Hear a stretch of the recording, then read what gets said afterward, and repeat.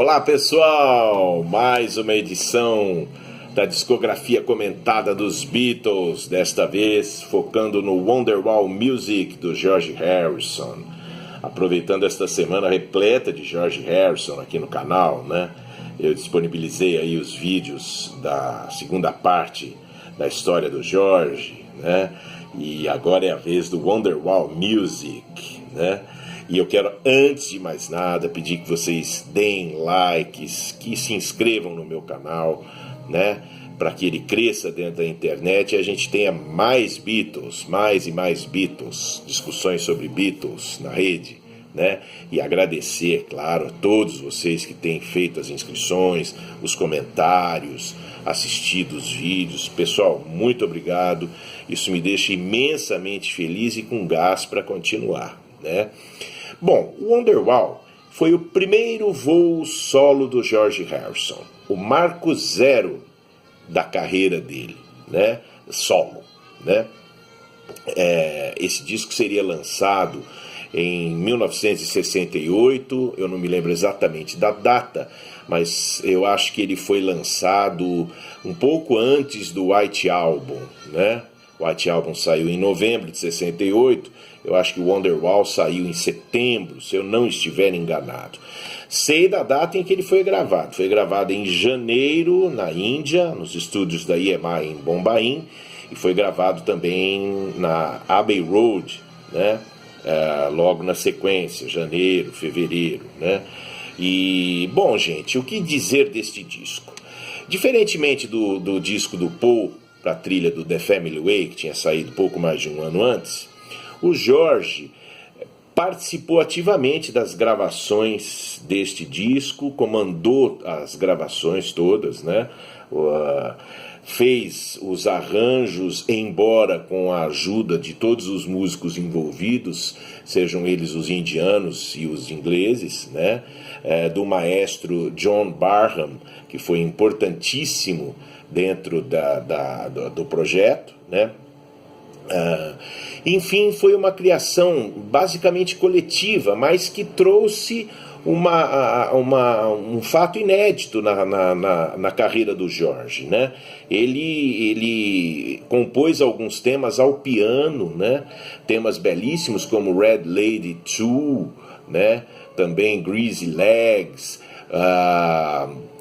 tem umas coisas muito bonitas aqui, Dream Scene, né? E outras. Eu acho aqui uma música muito linda, que são as músicas finais aqui, Wonderwall to Be Here, né? On the Bed, né? São temas muito bonitos. Essas duas últimas tiveram muito a criação do John Barham, né? Que era um arranjador, maestro, né? Que deu muita força, muito próximo ao George. Ele participaria no All Things Must Pass também, né? Enfim, eu acho que foi uma grande oportunidade para o George se colocar musicalmente, né? Fazendo uma pequena recordação, o George, no período Pepper's Magical Mystery Tour, é claro que ele teve uma importância fundamental, mas ele não estava na linha de frente criativa do grupo naquele momento. Quem estava na linha de frente era o Paul e o John, meio que assim, em segundo lugar, vamos dizer, né? O George participou com Within You Without no Peppers e fez Blue Jay Way no Magical Mystery Tour, né? O Within You Without tem uma baita importância porque, além de ser uma música cujo tema, a letra, evoca uma autorreflexão, né, profunda, coisa que era até certo ponto inédita naquele momento na música pop, também musicalmente uniu o Ocidente com o Oriente. Você tinha no arranjo da música, você tinha cítaras, você tinha diruba, você tinha tablas e tinha também uma orquestra, né? Sim, uma orquestra tradicional inglesa, né? Tocando, né? Então foi um disco muito importante neste sentido, uma música muito importante, desculpem, nesse sentido, né? E que valeria por si só vamos dizer, uma referência fundamental do disco, né? Mas o fato é que o George, ele não se sentia no comando dos Beatles, aquele problema, ele não tinha tanto espaço dentro da banda quanto ele gostaria de ter. E ele estava numa fase em que ele estava buscando assim um objetivo para a musicalidade dele, conforme eu já falei aqui várias vezes, né? Ele andava estudando muito a cítara, ele andava estudando muito filosofia oriental. Foi graças a ele, nesse aspecto, pode-se dizer, a questão da filosofia de vida dos Beatles, o George tomou a dianteira, ele liderou a banda. Quando eles foram lá viajar para Bangor, para conhecer o Maharishi, né? Era o George que convenceu os colegas a irem, né? Assistir a palestra. Posteriormente foram lá para a Índia fazer meditação. Tudo isso era coisa que o George estava assim, insistindo, falando, contando para os amigos o quanto era bom estudar a filosofia oriental, né? E os Beatles foram. Agora, musicalmente, ele estava assim um pouco sufocado. Então o Wonderwall foi a chance que ele teve de sair um pouco desse sufoco e experimentar, né? Esse disco é sensacional, gente. Eu estou falando isso não apenas como um Beatle maníaco e como um George Harrison maníaco. Ele é musicalmente assim um painel muito interessante de tudo que estava rolando em Londres naquele momento em termos de psicodelismo e o tanto que o rock, de certa forma, estava se abrindo para as influências externas. E o George estava no comando disso, assim, no âmbito da música popular, né? Ele era a grande antena, era o cara que captou tudo isso, né?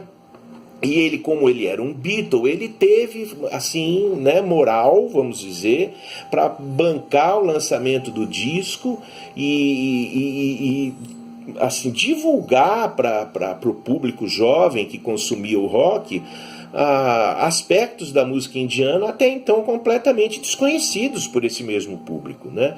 O Wonderwall, ele é a síntese perfeita disso.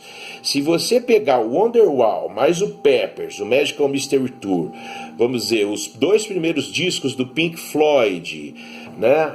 O Procol Harum, e, puxa, eu estou esquecendo, claro, tem nos Estados Unidos Grateful Dead, mas vamos para a gente ficar na Inglaterra. Se a gente pegar esses discos, você vai ter ali a referência máxima do que foi o psicodelismo na Swing in London, em 67, né?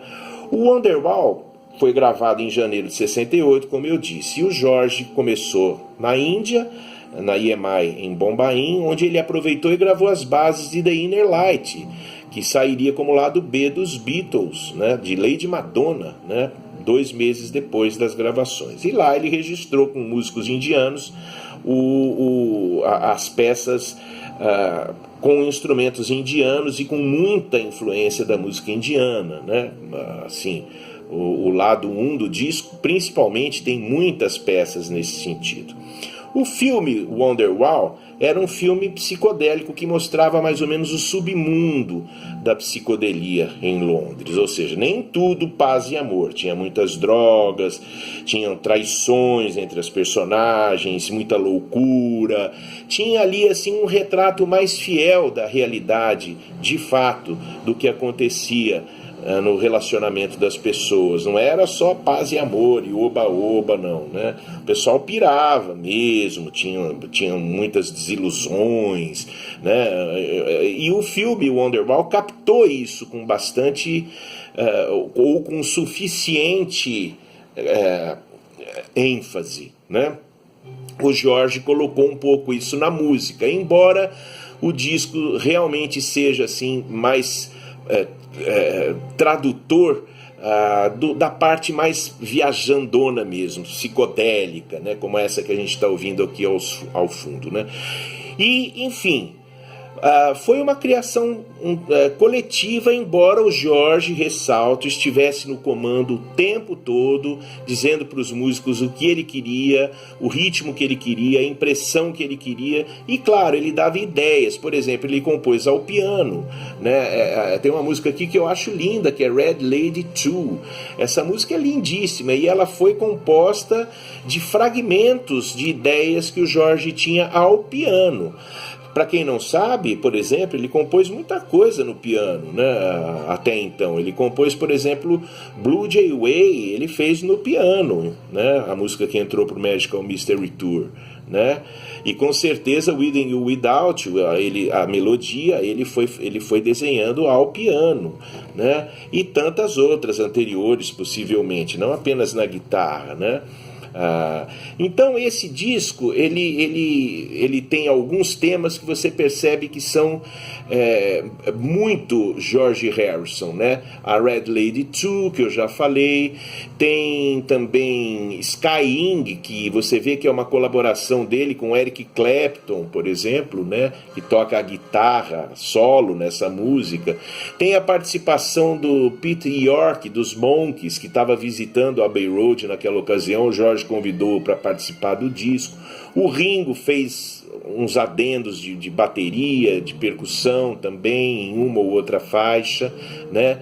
Tem aqui também a música que é bem George Harrison, que você vê que é bem o George, que é Party Seacombe, que abre o lado 2 do disco. Ali você vê que é o George, um improviso, né? Mas é o George na guitarra e você vê que é um improviso típico dele, com poucos acordes, numa cadência comum, mas vamos dizer assim, é a marca mais ocidental que a gente consegue ouvir no Wonderwall Music. Que do mais tem muitos experimentos, tem cenas assim, tem uma música muito... tem música atonal, né, com efeitos sonoros, com técnicas de estúdio, loops, como esse que a gente está ouvindo bem baixinho ao fundo, né? Uma presença marcante no disco é do maestro John Barham, né, que era muito amigo do George. Ele fez os arranjos de cordas para algumas músicas, as 3 últimas faixas do disco, né? E você percebe que também tem uma criação dele ali, ele participou bastante na composição das músicas. Mas de uma maneira geral, o projeto todo foi concebido e comandado pelo George, que óbvio tocou também guitarra, tocou violão, tocou piano, participou bastante do disco. No Family Way do Paul, por exemplo, o Paul escreveu 2 melodias bem básicas, simples, lindas, diga-se de passagem, e deu para o George Martin. O George Martin é que foi para o estúdio, rearranjou, fez diversas interpretações em diversos ritmos e etc e tal. O Paul não foi para o estúdio, não participou nada. Aqui o George esteve presente do começo ao fim na feitura dessa trilha, no comando da direção musical e da execução musical da maior parte das músicas aqui contidas. O disco foi também o primeiro a sair pelo selo Apple dos Beatles, né, que eles montaram em maio de 1968, né, antes de começar as gravações do White Album, que aliás vai ser o próximo disco que a gente vai comentar aqui, né? E é isso, gente. Foi então a largada do George na sua carreira solo, ainda que de forma assim, vamos dizer, discreta. Ele continuava nos Beatles, né? E eu acho que esse disco também, pode-se dizer, ele é o início e o fim de muitas coisas. Por exemplo, ele é o fim também da tentativa do George de se dedicar a uma música mais exótica, que naquele caso e naquele contexto era a música indiana.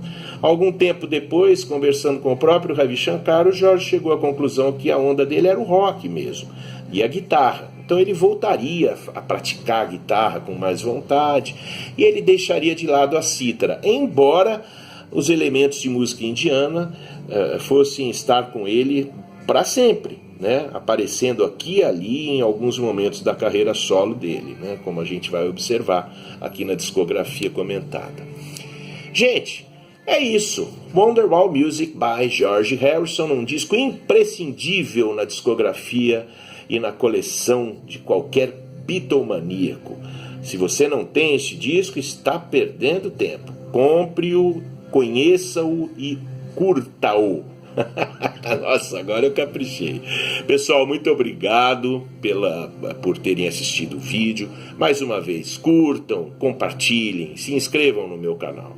Eu vou ficando por aqui. Daqui a alguns dias eu volto então com White Album parte 1. Eu vou fazer o White Album, que é muita coisa que tem para falar do White Album. Eu vou fazer em 2 vídeos, tá? Domingo que vem tem a parte 1, que é o disco 1 do White Album.